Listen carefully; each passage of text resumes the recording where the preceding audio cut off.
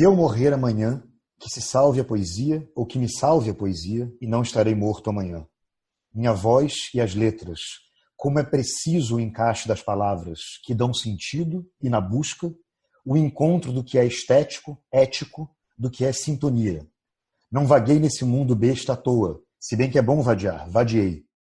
Se na volta da mesa, toalha de cânhamo e vaso, deixei vagar pensamentos e cheiro e sabor, como gosto de você. E procurei ajudar outros vadios, em precisão maior que a minha, pois há retorno na camaradagem. Sou de um grupo de semente vândala, de esparramante coração, assumido vagabundo, sinto falta de você. E lá se vão anos e gente de todas as vidas. Vi venderem a peso de ouro copeques sem valor. Fui passado para trás com um sorriso vago, era vantagem. Vendo o sorriso vago de quem vendia. Não sou vítima. E cada disso com sentido. Eu amo o ser humano que se aventura. Contudo, vem agora a canseira do vago, ventrílocos, vociferação. Já sinto sono no meio da volta. Esse teatro eu vi ontem. E não que valha apenas o versado, mas vai chegando a velhice e devagar cedo ao vigor do vento. Continuo amando o que é verde. Ver-te vou indo ver. Guilherme Zarvos.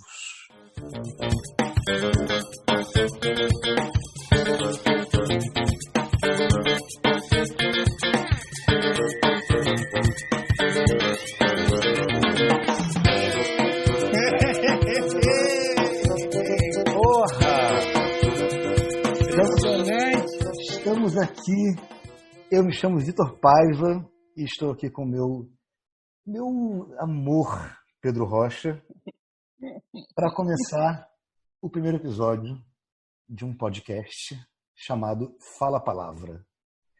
Sobre o que é isso? Sobre o que é isso, né? Olha que a gente obviamente vai conversar sobre poesia, sobre poetas, sobre cidade, sobre gente. Mas tudo pela lente da poesia, né? É um podcast sobre poesia. É isso, um podcast sobre poesia, exatamente. Sobre poesia ou de poesia? É um podcast de poesia. Né? Ou pela poesia. Pela poesia.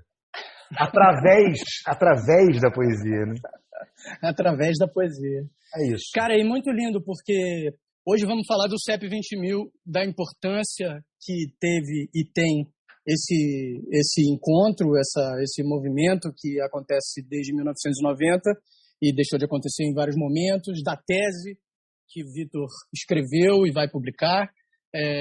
Não é nenhuma, escreveu uma tese, mas depois se desdobra num livro com muito mais elementos sobre o CEP, exatamente. E foi impressionante ouvir esse poema dos Zarvos agora, que já nos acompanha há muito tempo, como ele é um pós-manifesto do próprio CEP. Né? Verdade.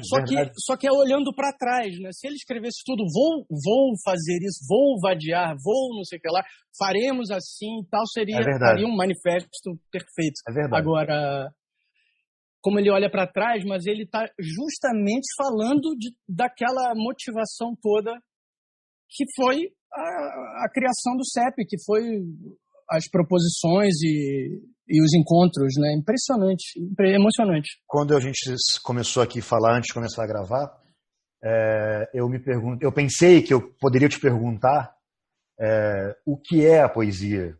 E ao mesmo tempo, obviamente que me perguntei quando pensei o que é a poesia, não tanto naquele papo que a gente já teve muitas vezes, eu e você, sobre o que é a poesia, o que é o poema, sim. Mas sim num sentido mais profundo. E aí me dei conta de que para mim, e acredito que para você também, de certa forma a poesia é o CEP. Não no sentido técnico, mas da mesma forma que o Michel Melamed, nosso grande irmão também do CEP, costuma dizer que ele faz tudo que faz pela visão do poeta, pelo gesto do poeta, toda a relação com a poesia, de alguma forma, passou pelo CEP ou para o CEP, né? Nas nossas vidas, eu diria.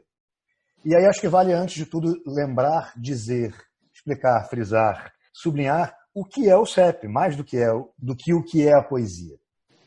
E então, só para quem não souber, que estiver aí nos ouvindo, alô, tem alguém aí? Alô? Alô? O CEP 20.000 é um evento de poesia falada, experimentação artística, na verdade, com enfoque especial na poesia falada, mas não somente na poesia falada, aberto para todas as manifestações, criado pelo Guilherme Zarbos e pelo Chacal em 1990, e que funciona desde então com uma periodicidade impressionante, uma força, uma resiliência impressionante. Na vasta maioria do tempo, ele funcionou no Espaço Cultural Sérgio Porto, no Rio de Janeiro, no bairro do Maitá, um teatro da Prefeitura do Rio, onde grande parte dos CEPs e dos seus momentos mais gloriosos e malucos aconteceram lá. Sim, e como o CEP construiu aquele espaço também, né? O CEP é responsável pelo espectro que o Espaço Cultural Sérgio Porto ganhou. Verdade, eles são quase sinônimo um do outro, né? Ele é de uma relevância tão grande e inegável, mesmo quando não se faz justiça nas falas oficiais, mas na prática ele deu um caráter a esse teatro. Sim. E ao bairro, quase. É verdade, verdade. Ele deu um caráter ao Humaitá diferente. Porque talvez valha ilustrar essa sua fala com a seguinte mecânica, né? De fato, o Sérgio Porto não é um teatro imenso, ou seja, mesmo nos seus momentos mais aberto ao público, porque hoje em dia a lotação é mais restrita, ele reunia, vamos dizer, 300 pessoas numa noite lotada, só que as 300 pessoas se movimentavam pelo bairro, né? Então, assim, a entrada do CEP era uma movimentação com o posto de gasolina ao lado para comprar cerveja e cigarro, e após o CEP ir para Cobá ou comer um negócio no bar, ou se mover até o Baixo Gávea, ou seja, de fato um pequeno ecossistema. E ainda incluo a sua fala, o CEP não só deu sentido ao Sérgio Porto e, de certa forma, ao bairro, como a uma noção possível de cena de poesia, ou mesmo de cena artística, que nos anos 90 e início dos anos 2000, principalmente na zona sul do Rio de Janeiro, nenhuma outra coisa foi tão... ou pelo menos do meu ponto de vista, para não cometer uma injustiça, mas o CEP me parecia ser a coisa mais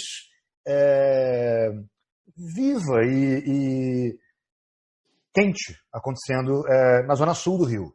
Que é claro que na zona norte, em outros bairros, tinha outras coisas acontecendo, mas o CEP tinha essa força muito evidente naquele momento. Aí eu te pergunto também, para ilustração, como é que você explicaria o funcionamento do CEP? Como é que é uma noite de CEP? Acho importante frisar, né, que essa coisa da experimentação é muito importante, mas o que é mais importante quando diz assim, é um centro de experimentação poética, né, a sigla CEP. O grande ouro disso é que é um comprometimento com a experimentação e um descompromisso com o êxito.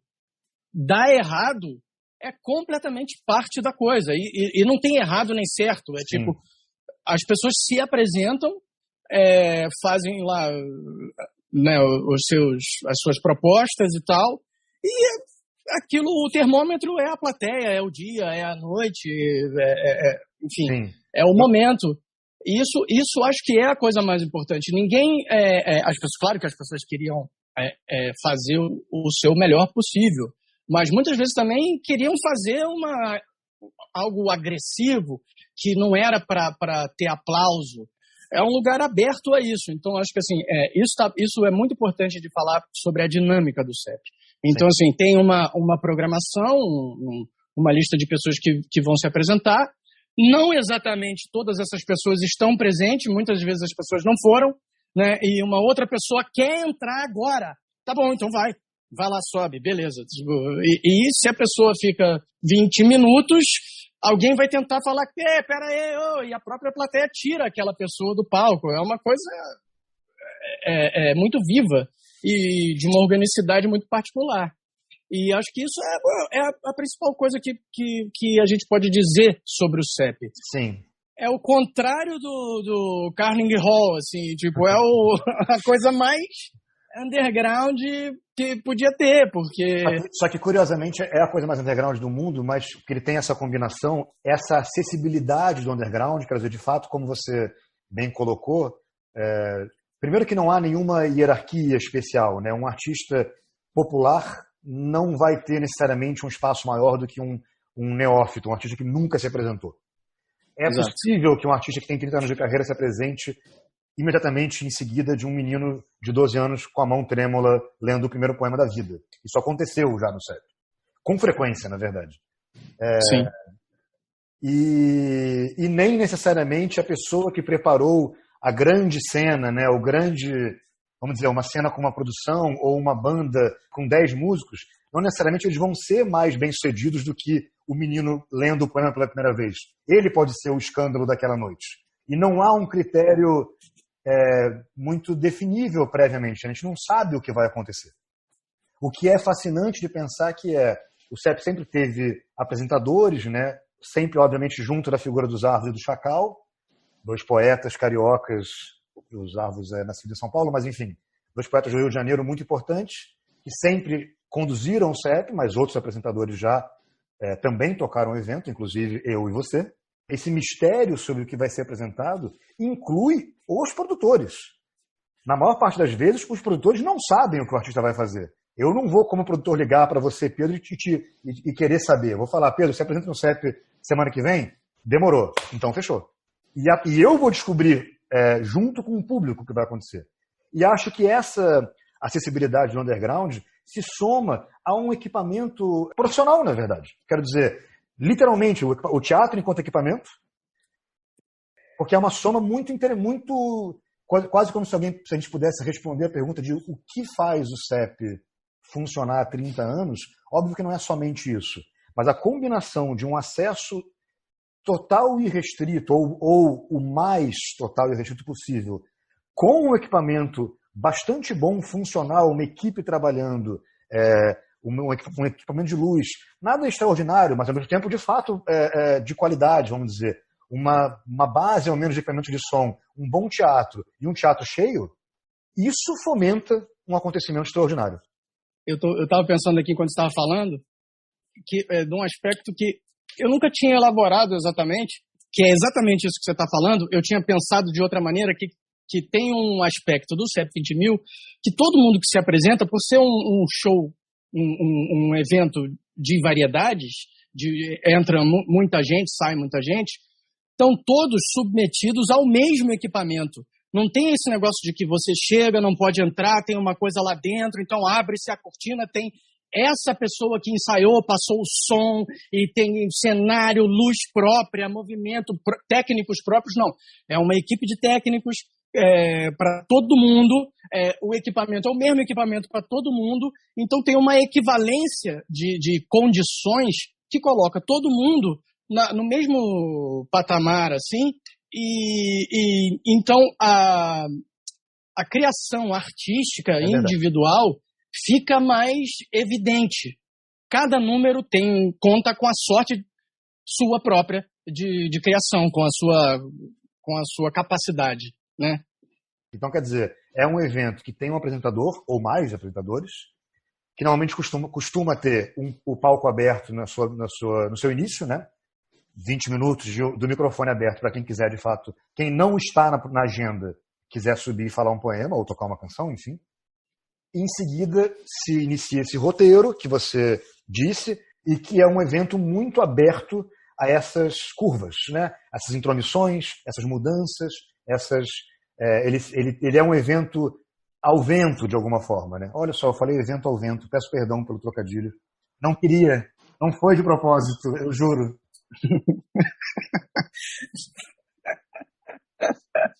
Agora, olha só, deixa eu te perguntar aqui. A gente tem números, né, documentos, desculpa, você deve ter isso mais porque você estudou isso, né, há muito tempo, da quantidade de artistas que começaram no CEP, que se apresentaram no CEP, mas ao longo desses anos todos, sei lá, eu não sei mensurar o número de pessoas que começaram e que se apresentaram. Essa conta é muito interessante, porque até tem um texto do Michel no inventário, que ele sugere isso, né? Um cálculo, obviamente, nada científico, que ele faz lá uma conta de fato.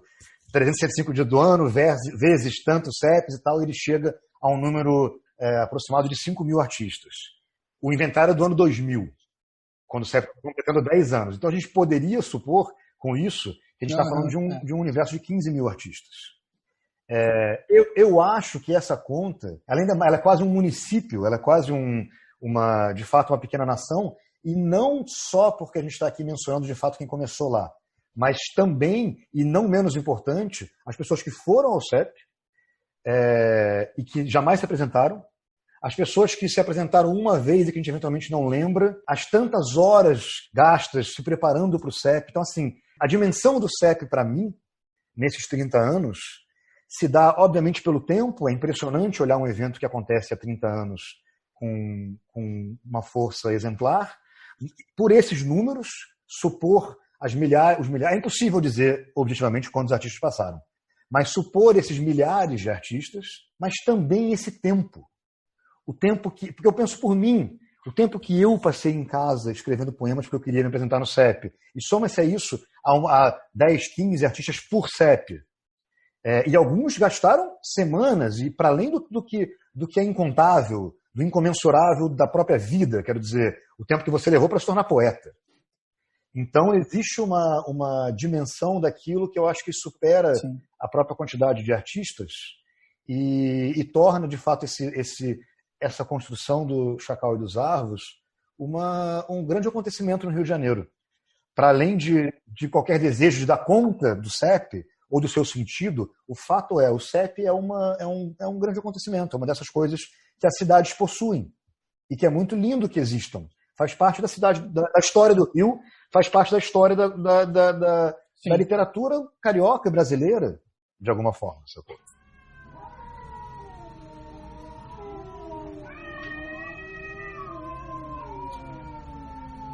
O CEP, na sua maneira de ser, por ser um evento bastante autônomo no que diz respeito ao mercado ou às exigências de mercado, né? O CEP nunca submeteu ao que poderia ser um parâmetro ou um paradigma de êxito comercial. O CEP nunca foi um sucesso comercial.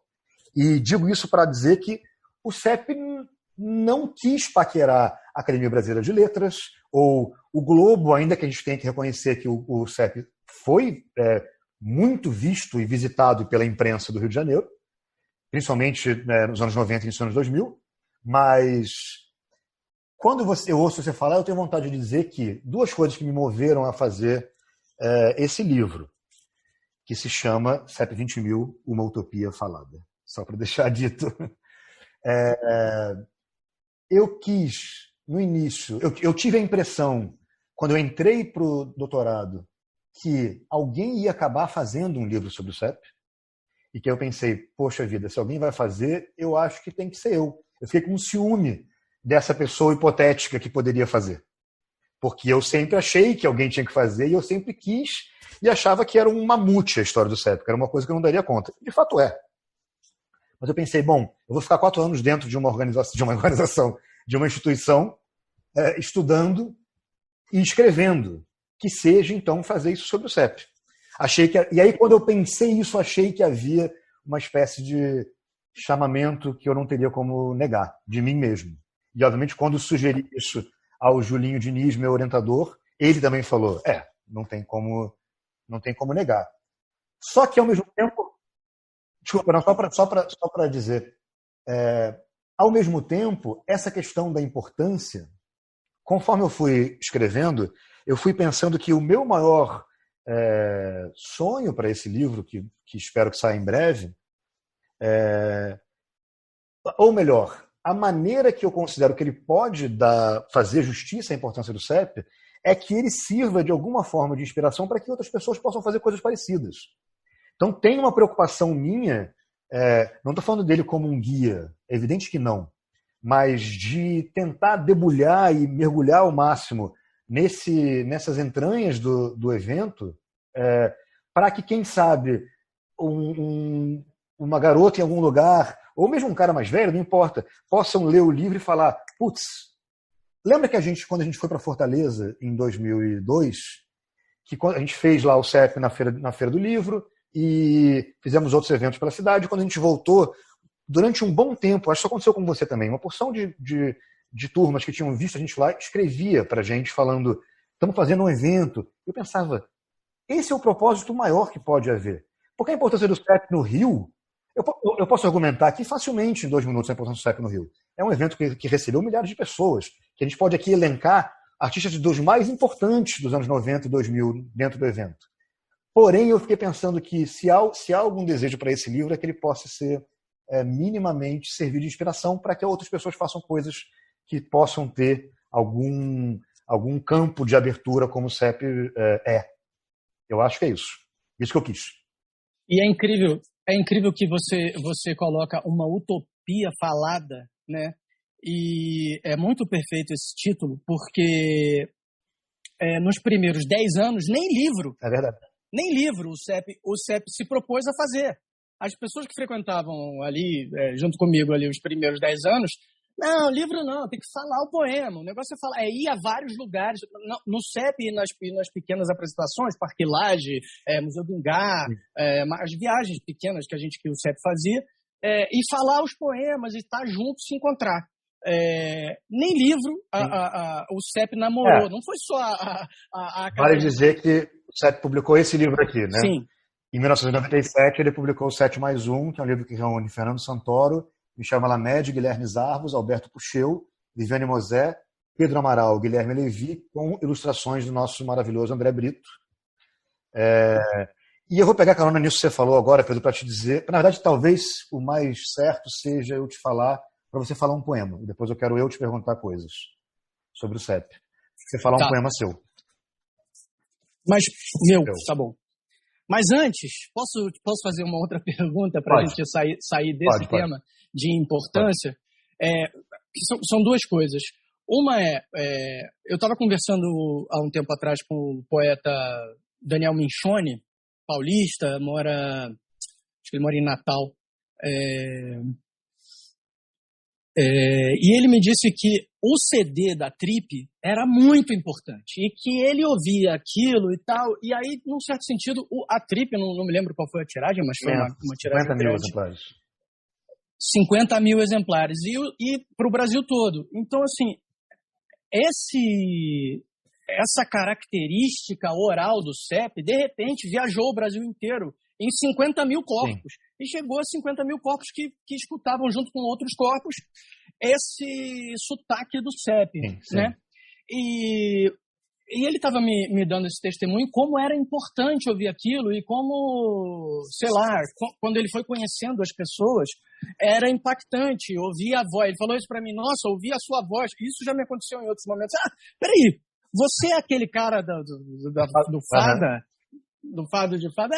Não sei lá, porque esse CD que saiu junto com a revista, uma matéria e tal, foi uma das coisas mais relevantes de expansão do CEP, mas que o próprio CEP não deu muita bola. É muito curioso, porque eu estou ouvindo você falar isso e pensando num poeta de fora do Rio, né, como você deu de exemplo, mas, por exemplo, a minha chegada ao CEP se deu, enfim, mais no final de 1999 e o CD de 2000. Mas o ano 2000 foi o ano que eu frequentei do início ao fim o CEP. E foi nesse ano que se gravou esse CD. Né? Tudo que foi feito ao vivo, uma parte do CD é por bandas, mas o que era poesia foi gravado no CEP. E eu assisti, acho até que inclusive boa parte foi gravado em um mesmo dia, me corrija se eu estiver errado. Eu acho que teve um dia que gravou quase tudo. Ou 2, enfim. Exato. E eu assisti aquilo e dei a sorte de estar ali, de certa forma, no momento de reunião dessa nata, dessa seleção, desse selecionado do CEP. Então era muito maravilhoso de ver você, o Cazé que já era uma figura que eu assistia na MTV. Então, de repente, o Cazé estava ali, ele era um poeta, eu sequer sabia que ele era um poeta, ainda que fizesse todo sentido. Ele, obviamente, atuava como um poeta na MTV. Porque você conheceu ele primeiro na MTV, depois no CEP? Olha. Com certeza. Tá. Enfim, você e a Viviane Mosé, e o Fausto Fawcett, o Chacal e os Arvos, quem mais está? O próprio Joe, todo mundo que está no CD. Então, quer dizer, o CD propriamente não deveria ser, para mim, algo extraordinário, porque eu vi a gravação do CD. Sim. Só que eu me lembro de quando o Botica, nosso grande irmão amigo, que viveu toda essa chegada comigo, o Botica comprou, eu acho, a revista, e chegou um dia, a gente tinha uma banda, ele chegou no estúdio e ele falou, olha o que eu tenho. E era o CD do CEP, e ele botou para tocar, e a gente teve catarses e explosões de gargalhada e lágrimas, com um negócio que a gente já tinha visto. Mas é que era assim, o CD do CEP, você tem toda a razão em frisar isso, porque ele talvez seja o produto mais bem feito em termos de registro da história do CEP. Porque ele é muito interessante, ele tem uma gama muito precisa e boa do que era o CEP, por mais que óbvio que um monte de gente tenha ficado de fora, mas eu lembro de ouvir o Levi falando o poema, e o Levi eu não tinha visto, eu não me lembro de ver no CEP, junto do Bernardo Vilhena, e falar, eu sequer sabia que podia existir algo como aquilo. E essa proporção de um CD encartado numa revista hiperpopular naquele momento, que vendia pra cacete. Então, de alguma forma, o impacto que o CD teve em mim já era grande, e eu fui ao CEP seguinte. Então, assim, imaginar isso de fato fora do Rio de Janeiro é impressionante, é incrível. Então, esse CD é uma bela lembrança, porque ele é muito importante nessa história. Ele é importante, né? Ele existe no YouTube inteiro, o CD do CEP. Vale procurar. Não, e várias pessoas postam no YouTube, vários canais diferentes postam poemas diferentes. Eu nunca encontrei o CD inteiro, mas já encontrei faixas. Ele tem ele inteiro no YouTube. É só procurar. Legal. Bom, eu vou ler um poema recente, desse ano, que é o diálogo com... eu escolhi esse poema não só porque ele é recente, e domino menos, isso me traz mais alegria, mas porque ele é um diálogo com o poema Aniversário do Fernando Pessoa, e isso é uma coisa que eu aprendi vivendo no CEP, escrever algo completamente em relação. Então, vou lá. Inventário.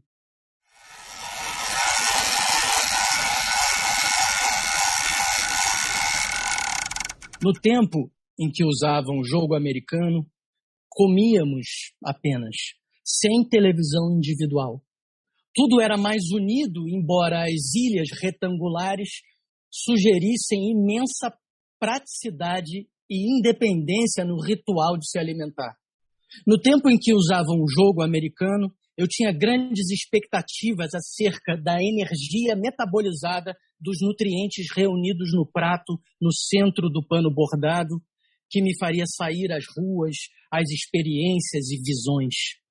Sim, o que fui de espontâneo a estratégias de algoritmo, o que fui de alvorada ao incessar dos pixels, o que fui de displicente e criativo, o que fui de alegre e despretensioso, o que fui, reticências, quanto ressentimento, que descuido, nem tanto, no tempo em que usavam o jogo americano. O que hoje me faz margem é como o sol inclemente rachando as portas do sobrado, descolorindo tudo. O que hoje me perpendicula é o silêncio desmerecido, macerado. O que hoje me acutela é a falta de cuidado e o não pertencimento, o descaso ao antepassado. É terem vencido sozinhos, restar-me à margem com alguns punhados de mimetizadores, como caneca de ágata para sublimação, soltando cacos oxidados.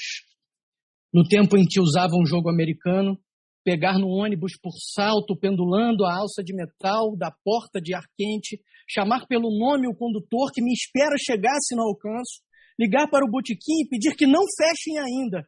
E por mais que insista que a vida ainda seja nessas vestes, a fantasia cada vez mais exige selo e pulseirinha e nominho, e já não basta o companheirismo, a conversa. Nos sacaram a todos, nos secaram a todos, vulneráveis de ter fome e precisar viver quando sobreviver vira símbolo de escusa a qualquer sacanagem. Porém, ainda tudo permanece comigo.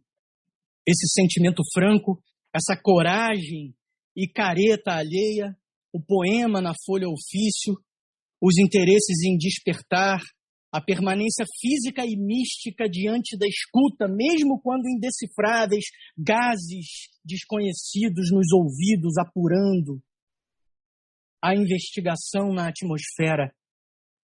Nada era apenas eu no tempo em que usavam jogo americano.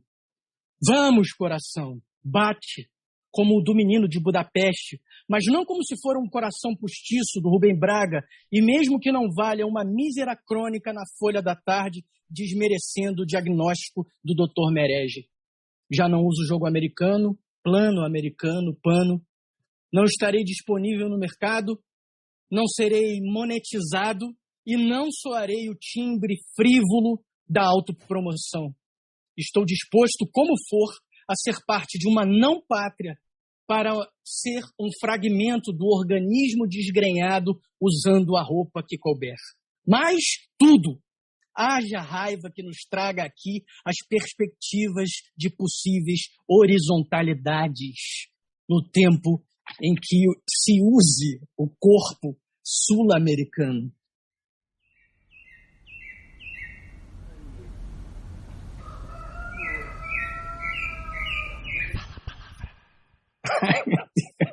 Yeah! Eu fico tão nervoso. Porra, caralho, eu também, mas não pela leitura, pelo que você tá rachando ao meio com esse poema.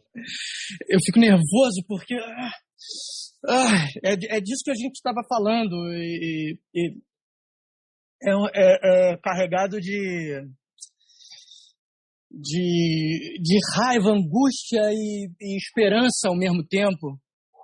E é um diálogo com as coisas, com Fernando Pessoa. Pensei muitas coisas quando você estava lendo.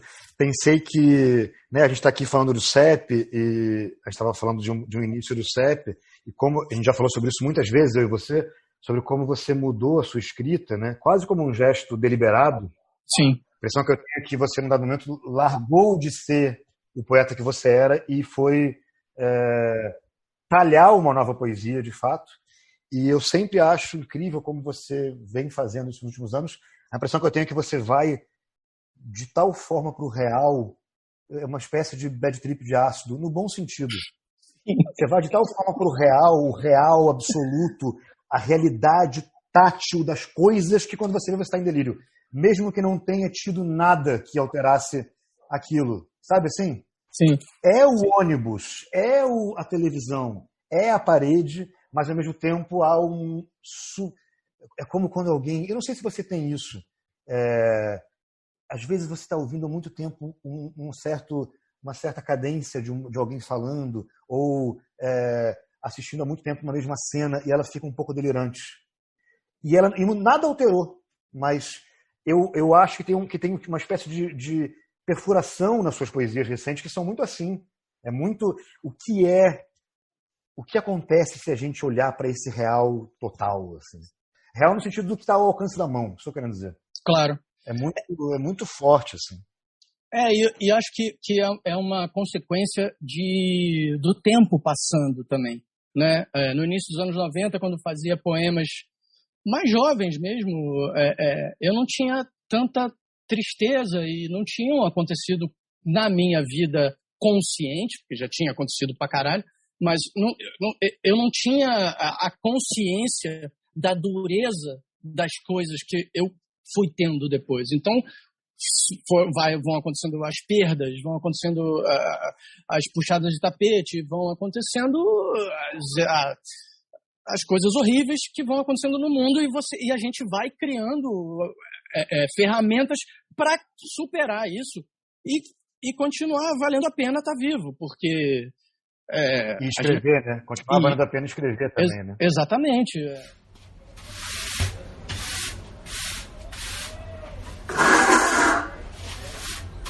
Agora, então eu pego carona nisso para te perguntar sobre a sua chegada no CEP. A sua relação com a poesia, quero dizer, como é que... Não estou nem te perguntando só objetivamente como se deu, mas o impacto disso, o tipo de sentimentalidade ou questões existenciais que você estava vivendo e passou a viver, o que o CEP seduziu e te provocou? Eu era bem adolescente, né? Eu era bem adolescente, estudava numa escola ultra libertária, que era a Éden, nos anos 90, e frequentava muito o Circo Voador, frequentava pequenos eventos parecidos com o CEP que existiam, né? Tinha um que chamava Gongo Show, que era um gongo show, que pessoas se apresentavam e eram gongadas ou não eram gongadas, era competitivo e tal. E eu adorava, até o dia que o Mike Biggs, que estudava na minha sala, falou, me levou para o CEP.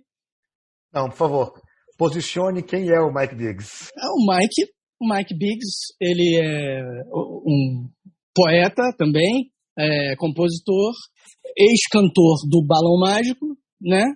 Que, enfim, para a minha geração, enfim, todo mundo ouviu o Balão Mágico, né? Inclusive, outro dia eu estava aqui fazendo uma entrevista com o Mike na minha cabeça eram encontros artísticos. E eu perguntava para ele qual era o encontro artístico mais relevante que ele tinha tido na vida. E ele me respondia, na minha cabeça, que não era nem o Roberto Carlos, mas o Djavan. Porque quando o Djavan, quando eles estão cantando super fantástico, amigo, e entra o Djavan cantando super fantasticamente, tipo, estica toda a melodia. Aquilo é impressionante. Ali, o Mike enlouqueceu. Ali ele virou o artista que ele se tornaria. Né? E ele é filho do Ronald Biggs. Incrível. Sim. Personagem. Hoje em dia ele já é um performer, um dos maiores performers do mundo que, conseguiu escapar da prisão e assaltou o trem pagador, exatamente, e depois voltou para a Inglaterra para terminar sua vida lá. Ele foi preso, depois foi solto, e ele é tido lá mesmo na Inglaterra como uma figura controversa no sentido de que tem muita... as pessoas não odeiam ele. Ele foi amigo do Sex Pistols, recebeu o Sex Pistols no Rio de Janeiro, uma coisa louca. Isso, todo artista inglês que vinha se apresentar no Rio queria ir para Santa Teresa na Arão Reis visitar o Ronald Biggs. E aí o Mike te levou no CEP por quê? Como foi esse gesto? Pois é, ele ia me apresentar pro Boato, porque disse que eu ia entrar pro Boato. E o Boato ainda não era uma banda, era um grupo performático. E, e me apresentou, acho que pro Montanha, pro Dado, sei lá. E também fui pro CEP através do Pedro Luiz, que era dono da Cenário, que era uma escola de música ali na 2 de fevereiro. Botafogo, né? 2 de fevereiro, né? 19? 19 de fevereiro. 19 de fevereiro, isso. E eu fazia aula de bateria e ele tinha a banda Urge e se apresentava, né, no Rio, Niterói e tal, Parará, e tinha também essa proximidade com o CEP. Que ano é isso, Pedro? Eu acho que eu não sei mais dizer, mas eu não sei se eu cheguei no CEP em 92 ou em 91, eu realmente não sei dizer. É muito o início, né? Tinha 1, 2 anos. É muito o início. E isso, comecei como baterista da Paranoia Máxima, que era uma banda paulista, Guilherme Levi, Fabiano. Michel estava no início também, mas eu ainda não fiz junto com o Michel, Gisá, Elisca. E aí a gente tocava e tal, enfim. E depois o Chacal vira para mim e fala assim, vem cá, e aí? Quando você vai falar um poema? E aí eu comecei a escrever para falar. Então, porque o Chacal tinha me dito que eu tinha que falar um poema. Mas ele sabia que você escrevia, já? Não, eu não escrevia. Ele apostou em você. Eu era ator, até falava um poema dele numa peça que eu fazia. E ele falou, não, você vem falar aqui um poema seu. E aí eu escrevi 2 poemas longos, falei. O Guilherme Zarbos me jogou uma latinha enquanto eu falava e depois que eu falei eram poemas longos que a única coisa que sobrou desses poemas é um trechinho que eu publiquei no 11.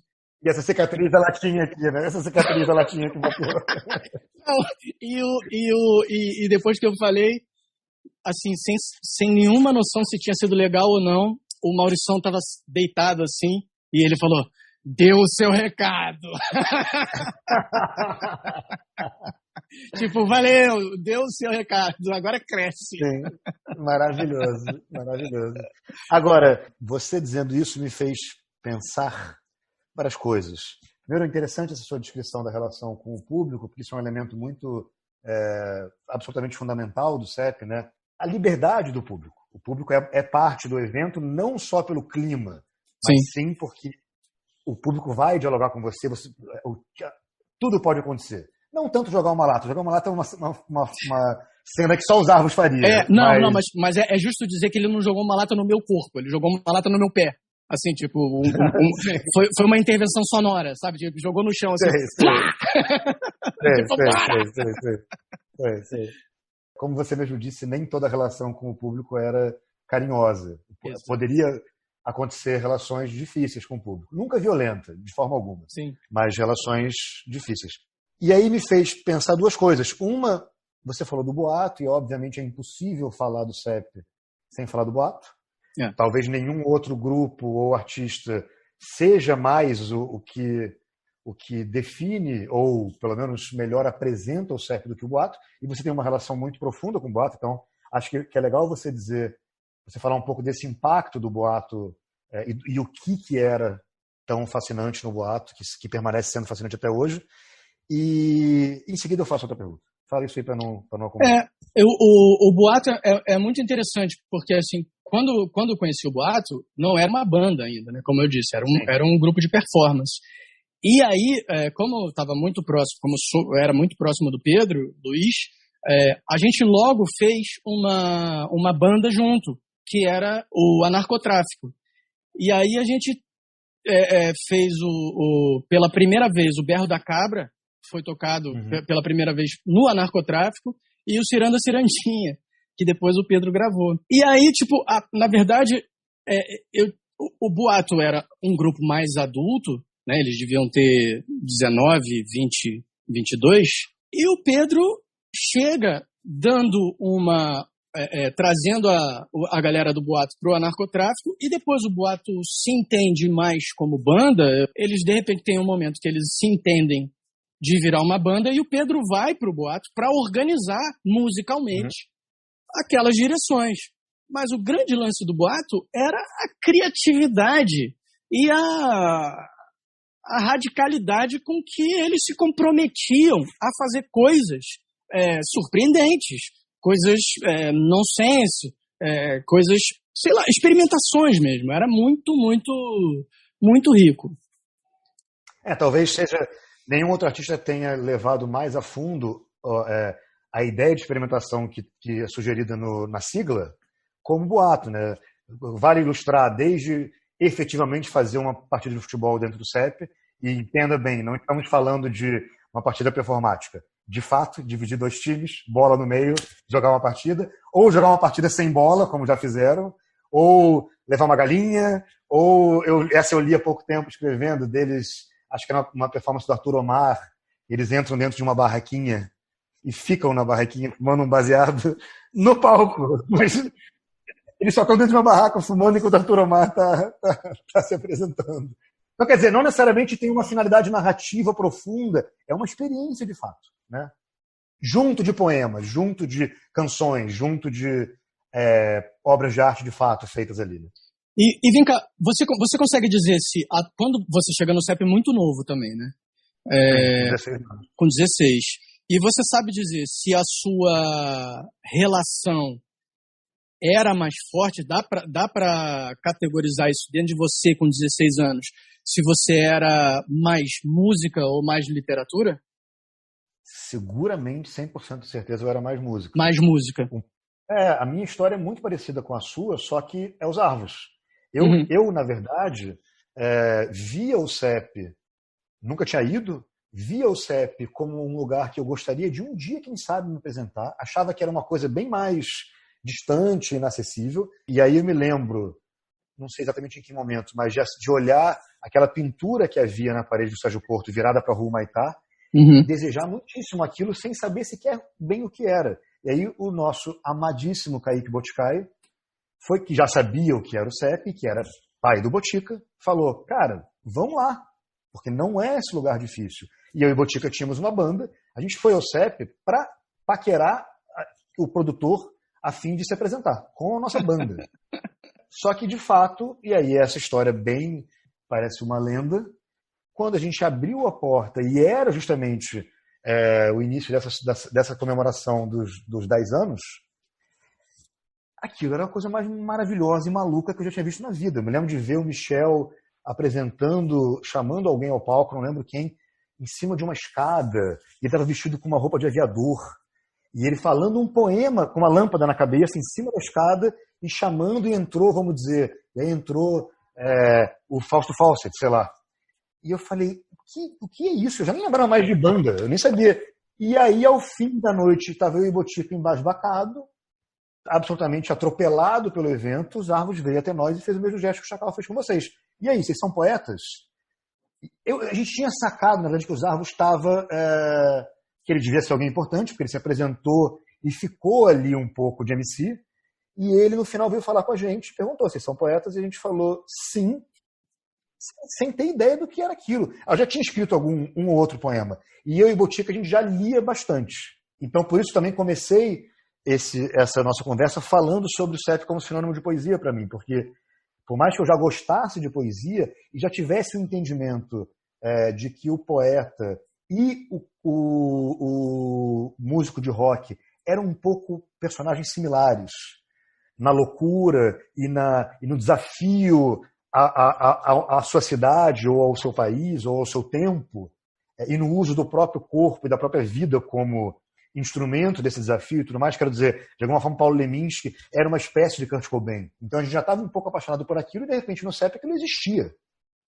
Era o que a gente supunha, o que a gente delirava. Logo em seguida, em algum momento desse ano de 2000, o Michel organizou uma edição do CEP, que, vale dizer, o CEP acontecia 2 edições por mês, nessa época, né? Uma edição dos Arvos e em seguida uma edição do Chacal. E o Michel apresentava as edições que a gente está chamando de edição dos Arvos, que na verdade eram do Michel.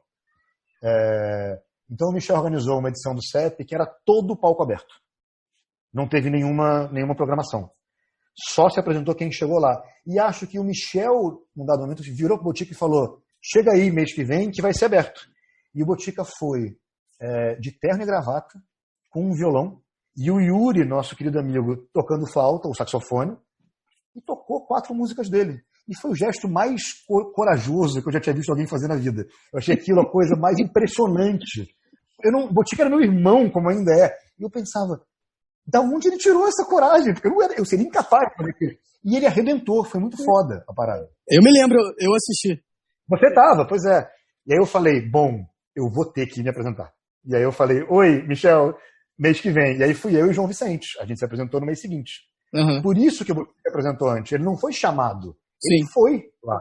Uhum. Foi um gesto fodão. Então, assim, a chegada era pela música e o CEP trilhou esse caminho da minha relação com a poesia, seguramente.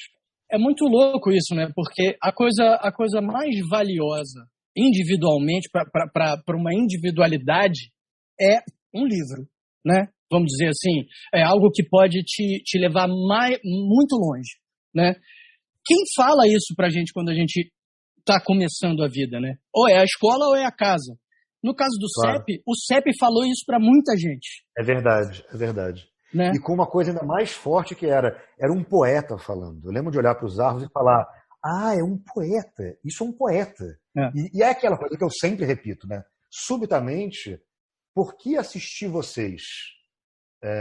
E porque foi muito forte, me lembro perfeitamente de ver você falando do Fado de Fada, Michel falando lápis coca-cólico, Viviane falando o poema dela sobre o tempo, e aquilo tudo era tão maravilhoso quanto parecia ser para mim o Ferreira Goulart ou o Paulo Leminski, só que de repente não era mais uma relação distante e hierarquizada.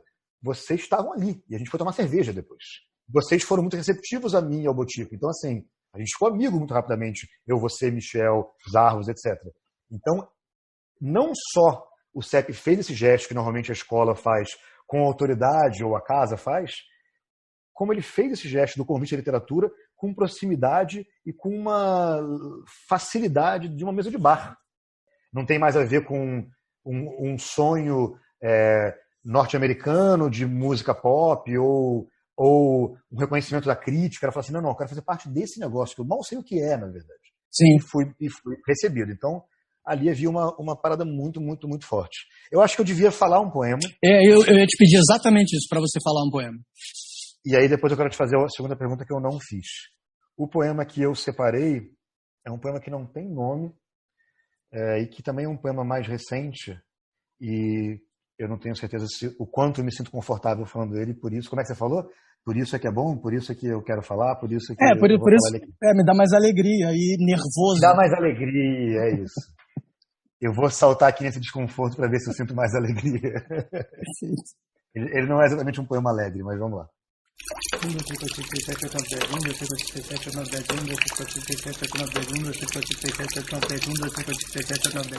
Odeio o mundo. Nem sei saber se pequeno ou imenso, se quando olho dissipo ou sou o vapor, se sou só amor por ele, se por onde começar. É que tudo é seu apelido, aumentativo de mundo, pois só dentro dele tem o seu despedir, o seu se despir de mim, o meu fim que ainda é bom. Na velocidade do escuro, eu abro os olhos e o som não sai. Qual o futuro do silêncio? Quando é a madrugada da voz? Tudo que você fala tem animais ao redor.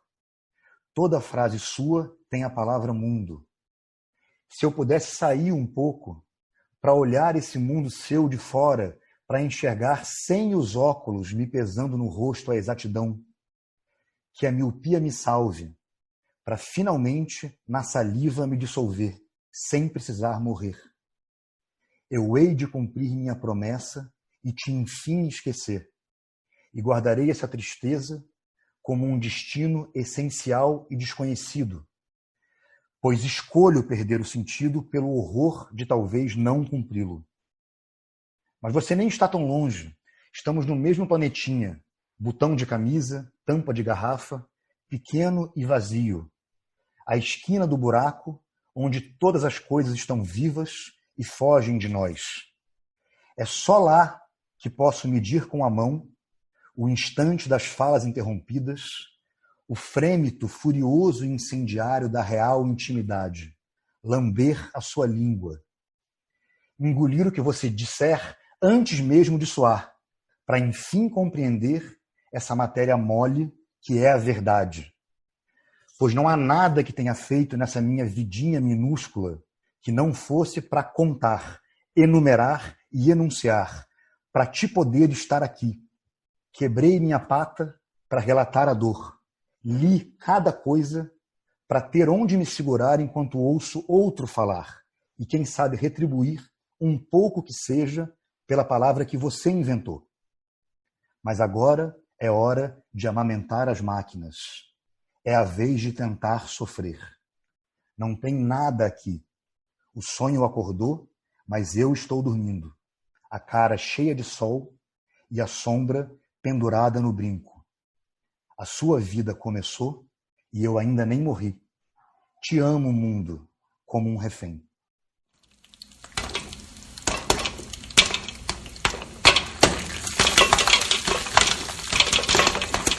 Nossa, Vitor Paiva. Cara... Sabe que eu tô ficando velho? Eu tô ficando velho e não consigo mais falar os poemas sem chorar. Tenho vontade de chorar no meio. Eu também. Eu fico apertando o papel. Ouvir esse poema agora, depois desse papo que a gente fala da gênesis de um universo, de um evento e de um grupo de poetas, você faz esse poema para o mundo, se despedindo dele, dizendo que odeia ele, mas com uma generosidade tão incrível e ainda se afirmando como aquele que chegou lá. Esse poema, ele é a vértebra da tua poética. É muito incrível ouvir e é muito emocionante, porque a gente vê como é relevante um espaço de encontro e de criação, porque ocasiona trajetória para dentro das pessoas. Isso aí É incrível. Você sabe que eu entrevistando o Cazé para a escrita do livro, ele frisa isso algumas vezes de uma forma muito bonita, sobre essa ideia de um espaço. Tanto literalmente, quero dizer, o CEP enquanto um espaço para que a pessoa se apresentasse, mas um espaço físico também, como era importante para ele o fato de que existia aquele espaço que eu ia até ele. E eu ia lá ser o poeta que eu desejava ser, mas também encontrar os amigos, etc. Então é bonita essa ideia do espaço, de fato. Agora, ouvindo você falar e pensando nisso que eu falei do Cazé, eu pego carona nessa fala para te fazer a pergunta que eu fiquei devendo antes. Porque uma das coisas mais interessantes que havia em assistir o CEP, eu chegando num evento que já existia há 10 anos, era como todos aqueles personagens tinham uma voz muito própria, tanto na poética, quanto literalmente no jeito de falar os poemas, e ao mesmo tempo eles se combinavam muito bem. Quero dizer, evidentemente que a Viviane Mosé falando um poema, nada tinha a ver com o Guilherme Lévy falando um poema. E o Cazé, que eu citei, uma das coisas mais valiosas que ele falou em entrevista era sobre como, literalmente, de que forma ele passou a escrever por causa do CEP. Ele falava que ele só escrevia para documentar. Ele falou, o que eu fazia era falar o poema em casa, até eu achar que ele suando era o poema que eu queria, e eu anotava para que eu não esquecesse. Mas é uma subversão interessante que era, o poema anotado era uma espécie de partitura capenga, porque o poema mesmo era só falado. Nem existia em outra mídia. E você era um poeta muito que fazia jus a essa tradição da poesia falada no CEP. Né? Eu, o Vitor, era um poeta que lia muito mais do que falava de cor. Você não. Você, de fato, o seu poema, especialmente os poemas daquele período, eram poemas que, até hoje é isso, né? Mas que eram poemas que publicados são uma coisa, falados por você são outra. São duas mídias realmente diferentes. Né? Como era esse seu processo de escrita ali? Eu acho até que todo poeta falando do seu poema traz elementos especiais para o poema, né? Claro. Agora, você escuta a materialidade e a colocação do peso de cada palavra, aí, bicho, é algo que realmente abre-se uma janela absurda diante do que está escrito. Que é o autor, né? Quero dizer, não se trata de ler bem, saber interpretar. O autor falando é uma diferença, né? Não tem a ver com destreza na fala ou na performance. E sabe o que eu queria te perguntar, já que a gente falou dessas coisas de descobrir a poesia e os poetas falando e a literatura e tal, e se descobrir poeta.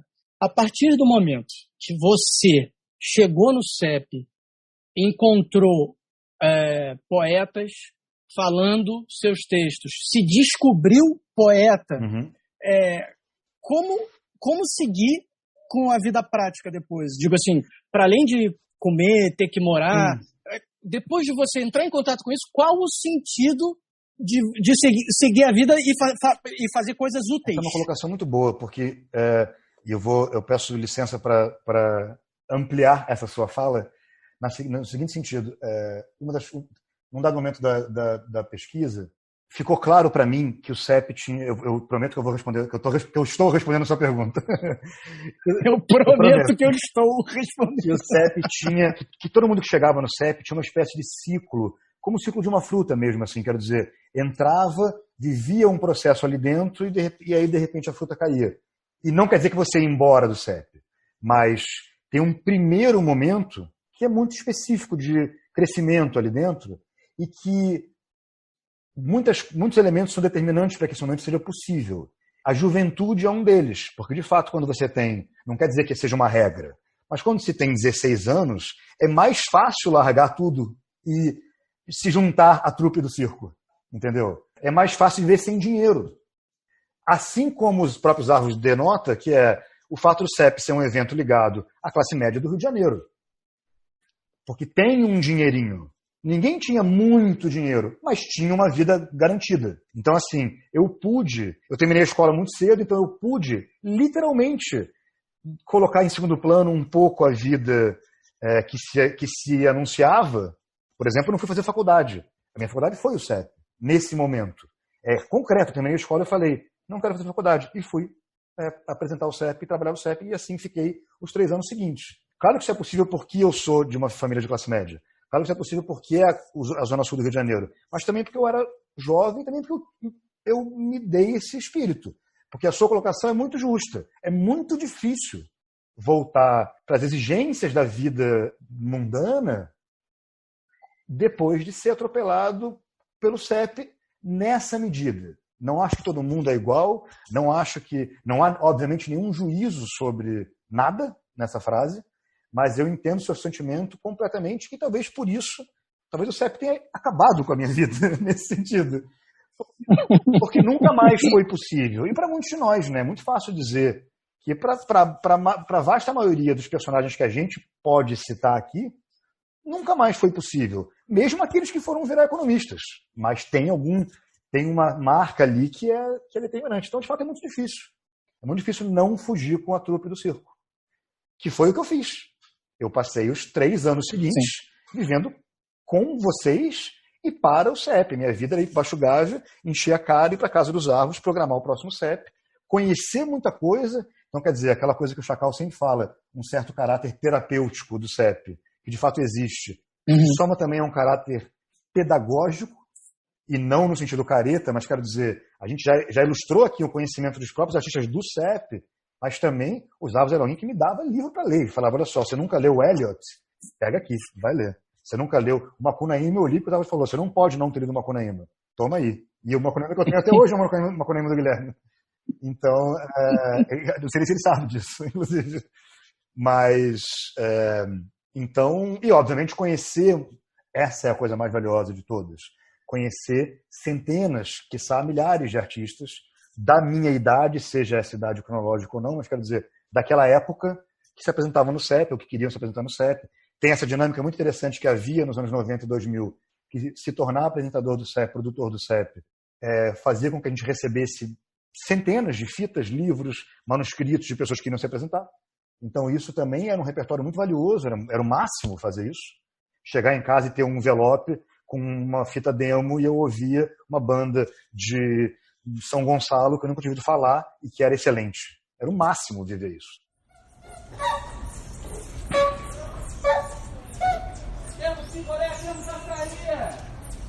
Tem alguém que conta isso no inventário, né? Uma cena que não fica claro o quão verdade ou possível que essa cena é.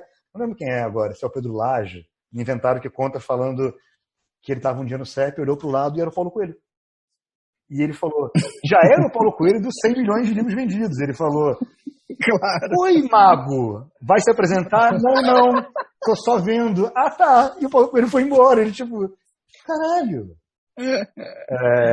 Então isso é muito fascinante, né? A própria, vamos dizer, inconstância, um CEP lotado e o CEP seguinte poderia ter meia casa, isso aconteceu várias vezes, essa pulsão dentro daquele espaço, né? Ouvindo você falar agora, eu pensei que quando a gente entrou, eu, Botica, Tarso Araújo e João Vicente de Castro, que começamos a apresentar o CEP ali em 2001, uma das coisas mais incríveis era entender que, de fato, a gente podia fazer o que a gente quisesse ali dentro. Quero dizer, tinha, obviamente, a condução dos árvores, era assim, eu quero inventar uma performance e chamar a galera que eu conheci no teatro tal, e você via aquilo acontecer, aquilo virava uma edição que jamais seria reproduzida, obviamente, mas sim.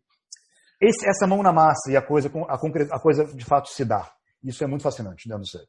O CEP incita e exige isso, né? É muito fascinante. Costa K, um poeta performer ligado ao CEP, que um dia virou e falou, gente, agora vai fazer chover aqui dentro. Como assim?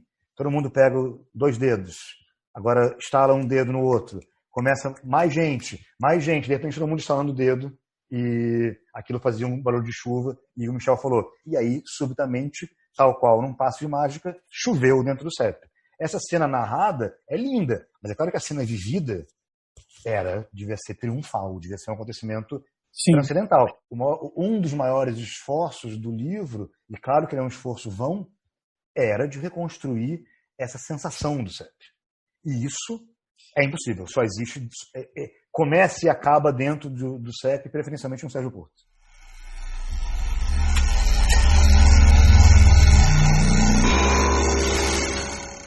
Será que a gente está chegando ao fim? Ah, não, a gente não está, não. Eu tenho uma pergunta importantíssima para fazer para você, já que essa porra desse podcast se chama Fala Palavra, eu quero que você me diga o que é o Fala Palavra, na sua origem. Então, vamos fazer esse pro próximo episódio. A gente deixa essa pergunta no ar. Será? Eu falo aqui o poema do Chacal. Não, você que sabe. Eu acho que vale. Porque o Fala Palavra, pô, né, a gente aborda esse tema aí no próximo. Tá bom. É uma canalice narrativa, é um gesto de novela esse gesto que a gente está fazendo agora, mas eu acho justo. Cenas do próximo capítulo. Ok. Claro, porque a bateria vai acabar. E a gravação não vai poder continuar. Estamos todos submetidos à carga da bateria. A carga da bateria, a tragédia nacional da pandemia, tentando continuar vivos são. Então, a gente vai deixar para o próximo episódio explicar o que, afinal, é o Fala Palavra na sua origem, já que esse nome não nasce para batizar esse podcast, ele nasce pela capacidade incomensurável, inigualável do Chacal de batizar coisas. O Chacal batiza uma parada que a gente vai explicar no próximo episódio. Não percam o que foi o Fala Palavra. E já que a gente está falando do Chacal, acho que é justo encerrar essa nossa conversa deliciosa com um grande poema do Chacal. Tá, vamos lá. Cândida. Dama da minha, damá-la verei entre tantas, entre nós um coração vaga sem cessar. Fino trato, toque, tato, és um taco, tasco descolado do tic-tac do meu coração. Terceira teia com fio fluido, inflável, um casulo, um casaco, um samba legal a nos cobrir com carinho. Insinuante cidadã que por aqui tricota nos becos aos beijos, uau! Chama-la, riscarei no meio da madrugada, rouco, embriagado, limpando as unhas com um punhal. Não me atirarei em poças d'água, não espere isso de mim. Não desaparecerei impunemente da vida, me atirando num buraco. A vida voa e vai mais longe, até o fundo do poço. Cuidado, moço, para não falar a palavra errada. Cuidado, cantor. De vez em quando, vem um vento bobo e sopra. É preciso acreditar. É preciso ter uma paciência revolucionária. É preciso ter uma fé inquebrantável. É preciso ter fantástica felicidade. De vez em quando vem um troço tolo trazendo toleimas.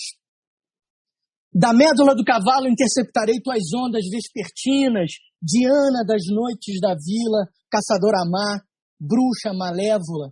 Decepa-me o crânio e guarda de recordação como aquela mulher da Bíblia, a Salomé. Salomalei com um camaleoazilda de sua zilda pela vilda, conceição da imaginação, cruzeiro do firmamento. De vez em quando vem um vento ventríloco soprar frases feitas na enfermaria do tempo. Dama da minha, adoro teu português castiço, curtiço. Você me atazana, tesouro. Você é zarabatana no olho do inimigo. Linda, linda, linda, ainda longe de mim. Por quantos séculos, quantas medidas de tempo passearemos apressados, grilados, até que um momento de bobeira caia sob medida pra gente, cabelo no pente. Chacal. Cândida.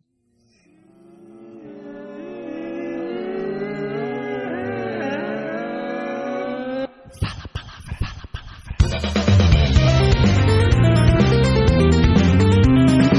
Fala a Palavra é um podcast criado por Pedro Rocha, Viviane Mosé e Vitor Paiva.